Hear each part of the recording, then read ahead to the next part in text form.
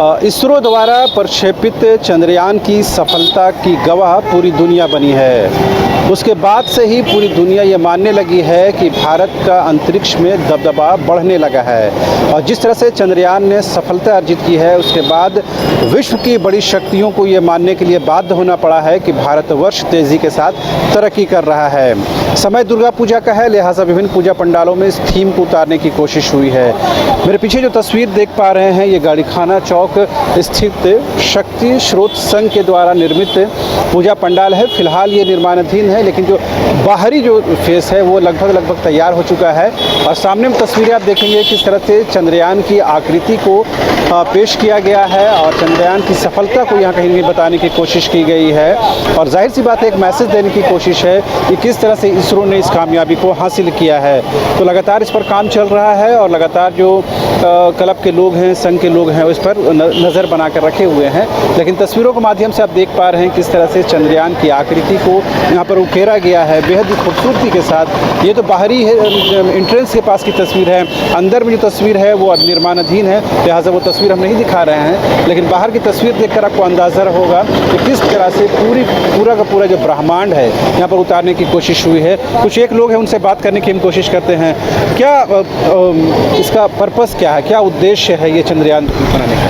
चंद्रयान 2 का उद्देश्य ये है कि अभी भारत सरकार द्वारा इसरो वैज्ञानिकों के द्वारा सफल परीक्षण जो हुआ, ये पूरा वर्ल्ड में जो भारत का नाम हुआ, तो उसी का थीम बना के दर्शकों को दिखाने का प्रयास किया गया है। तो आखिर क्या रिएक्शन है स्थानीय लोगों का, लोकल लोगों क्या कह रहे हैं?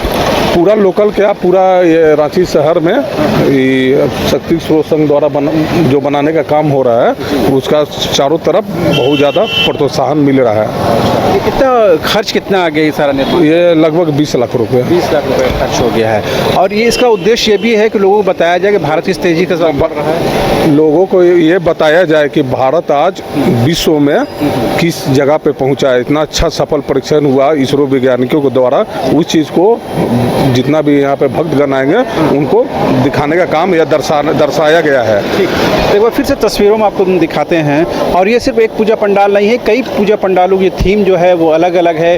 कहीं पर इन्वायरमेंट के संरक्षण का संदेश दिया गया है, कहीं रंगोली पर आधारित है, कहीं पर भूल भुलैया बनाया गया है। सबका अपना अपना जो उद्देश्य है, मकसद है।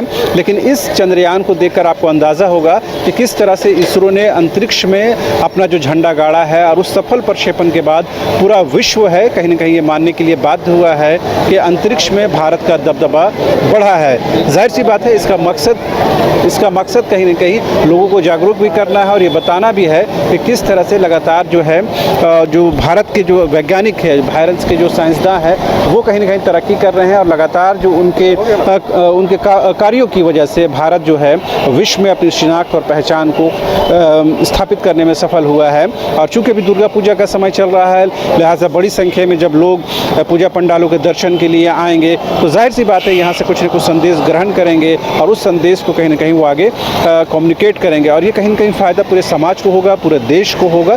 और लोगों में एक जागरूकता भी आएगी साइंस के प्रति, इसरो के प्रति, और आगे चलने को लेकर कमिटमेंट भी पैदा होगा। हमारी बस कोशिश यही है कि विभिन्न पूजा पंडालों के माध्यम से वहाँ क्या थीम है, उसका क्या मकसद है, उसका क्या उद्देश्य है, वो किस तरह इम्पैक्टफुल है, तमाम चीज़ों पर हम अपनी बात रख सकें और वहाँ जो मौजूद लोग उनसे भी बातचीत कर सकें। जाहिर सी बात है, इससे पहले हम लोगों ने कई पूजा पंडालों का भ्रमण कराया है, उसी क्रम में गाड़ीखाना स्थित पूजा पंडाल का भी अवलोकन हम लोगों ने किया है।